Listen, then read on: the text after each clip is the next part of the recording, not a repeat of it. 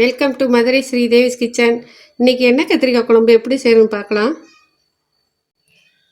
பேனில் 2 ஸ்பூன் நல்லெண்ணெய் சூடாகட்டும். எண்ணெய் சூடாயிடுச்சு. 7 மிளகாய் வத்தல்,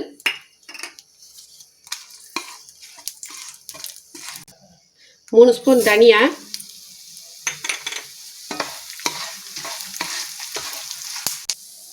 1 ஸ்பூன் ஜீரகம், 1 ஸ்பூன் மிளகு,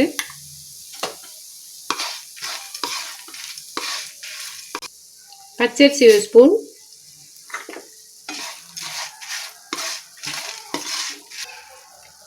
ரெண்டு தக்காளி பொடியா நறுக்குனது,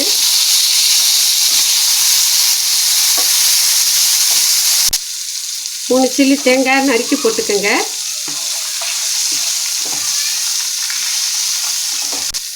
4 சின்ன வெங்காயம் அதையும் நறுக்கி போட்டுக்கோங்க. நல்லா வதங்கட்டும்.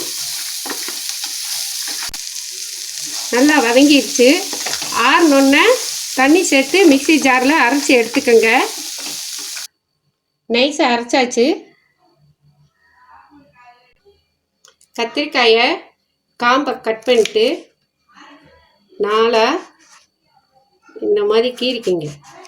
கீறிட்டு மஞ்சள் கலந்த தண்ணியில் போட்டு வைங்க. பேனில் நல்லெண்ணெய் விட்டு கட் பண்ண கத்திரிக்காயை நல்லா 2-3 தடவை வாஷ் பண்ணிட்டு கத்திரிக்காயை பார்த்து போட்டுக்கோங்க. ஏன்னா அதில் உள்ள தண்ணி செரிக்கும். இதோட மஞ்சள்தூள் 1/2 ஸ்பூன் சேர்த்துக்கிறேன்.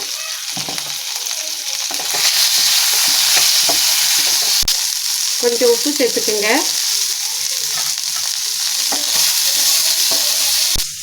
ஒரு கோழி குண்டு அளவு புளி எடுத்து அரிசி களைஞ்ச நீரில் ஊற போட்டுக்கோங்க.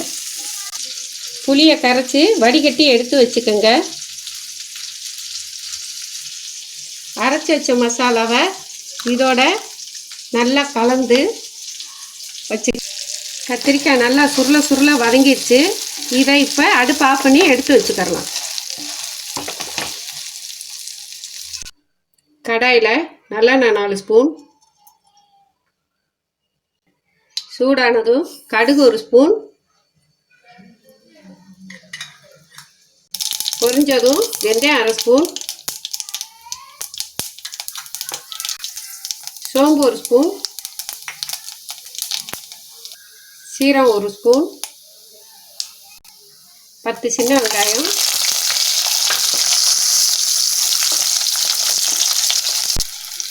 பூண்டு 3 பல்,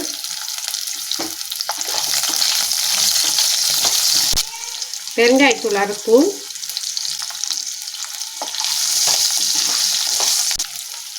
கத்திரிக்காய்,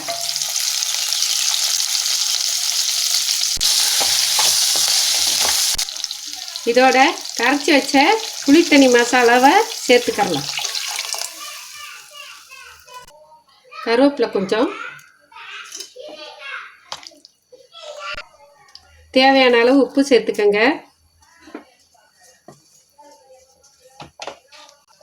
10 நிமிஷம் மீடியம் ஃப்ளேமில் நல்லா கொதிக்கட்டும்.